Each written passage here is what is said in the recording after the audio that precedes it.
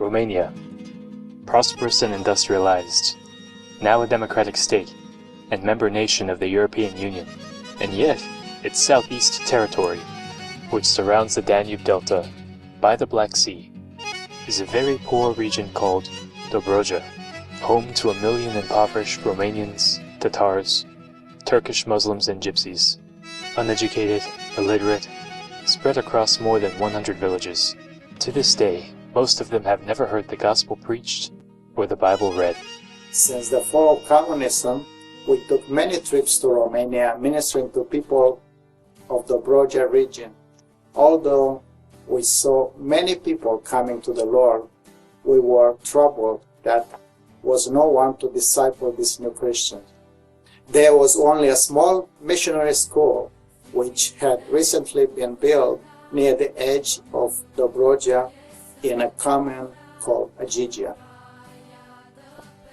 When we first visited the school in 2009, we were astonished by the work of the staff and the students there, despite the poor conditions and lack of resources. After we were commissioned by the Assemblies of God as missionaries to Romania in 2011, we went directly to help at the Agigia school. Anna worked tirelessly, writing coursework and translating textbooks into Romanian for the students and guest professors to use for the following years. Mircea, using the skills acquired over a lifetime of construction and maintenance, began massive renovation.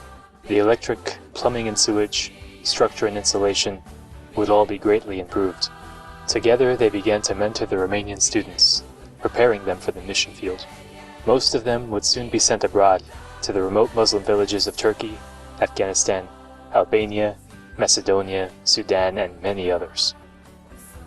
It is a great strategic advantage that these students are not American, because Muslim society and government won't interfere with their ministry.